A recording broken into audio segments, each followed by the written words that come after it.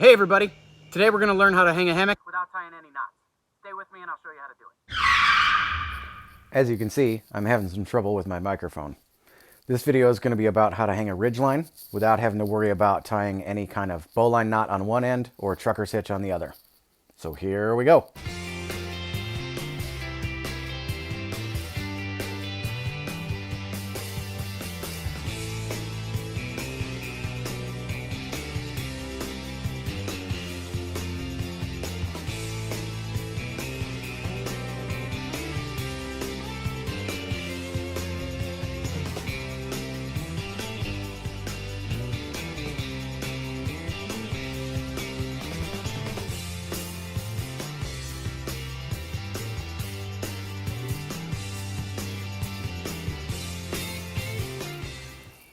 I have a son with autism spectrum disorder, and I try to make my time with him as fun and relaxing for both of us as I can.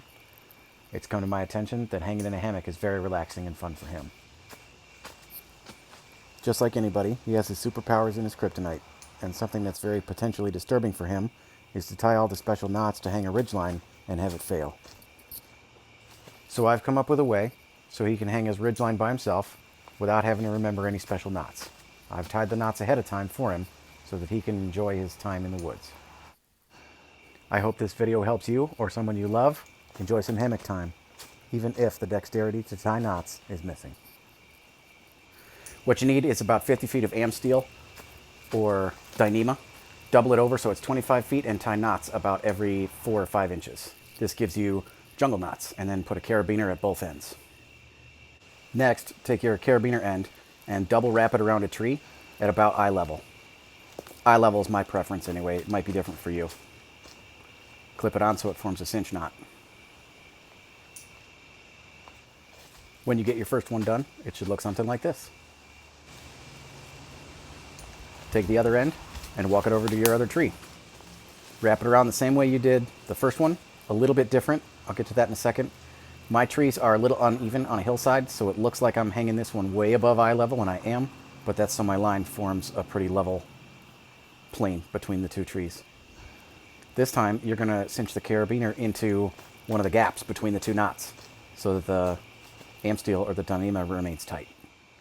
The second one should look more like this, clipped through the gap between the knots. Now to hang your hammock, just make sure there's a carabiner on each end and clip one of those carabiners through whatever gap in the knots you see fit.